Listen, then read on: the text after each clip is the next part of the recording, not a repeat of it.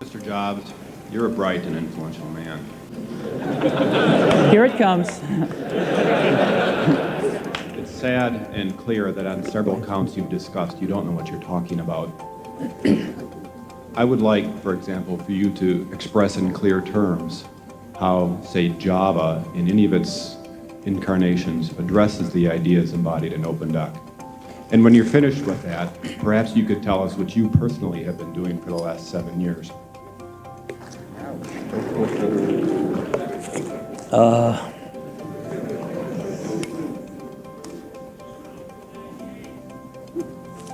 You know, you can please some of the people some of the time, but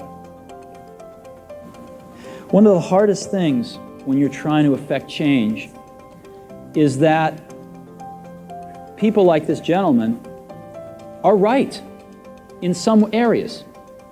I'm sure that there are some things OpenDoc does, probably even more that I'm not familiar with, that nothing else out there does. And I'm sure that you can make some demos, maybe a small commercial app that demonstrates those things. The hardest thing is, how does that fit in to a cohesive, larger vision that's going to allow you to sell $8 billion, $10 billion of product a year? And one of the things I've always found is that you've got to start with the customer experience and work backwards to the technology. You can't start with the technology and try to figure out where you're going to try to sell it. And I've made this mistake probably more than anybody else in this room. And I've got the scar tissue to prove it. And I know that it's the case.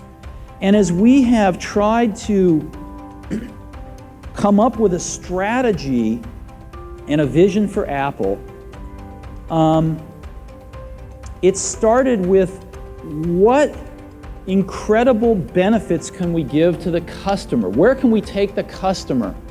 Not starting with, let's sit down with the engineers and figure out what awesome technology we have, and then how are we going to market that? And I think that's the right path to take.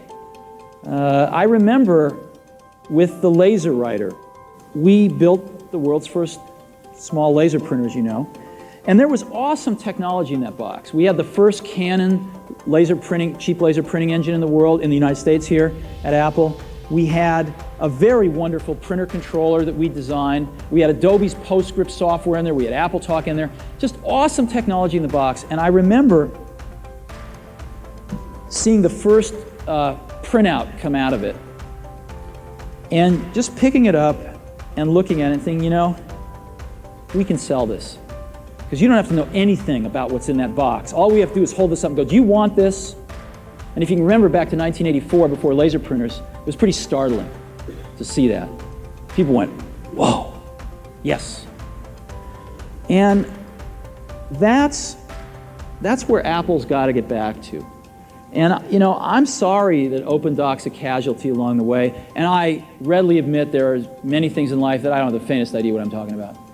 So I apologize for that too. But there's a whole lot of people working super, super hard right now at Apple. You know, Avi, John, Garino, Fred, I mean, the whole team is working, burning the midnight oil, trying to, and people, you know, hundreds of people below them, to execute on some of these things, and they're doing their best.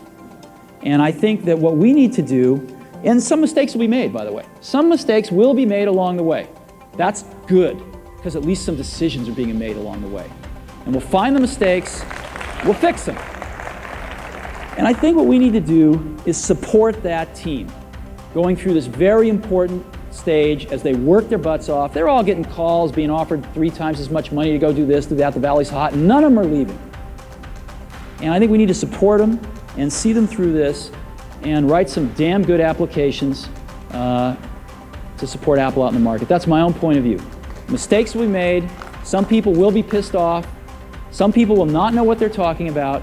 But I think it is so much better than where things were not very long ago. And I think we're going to get there.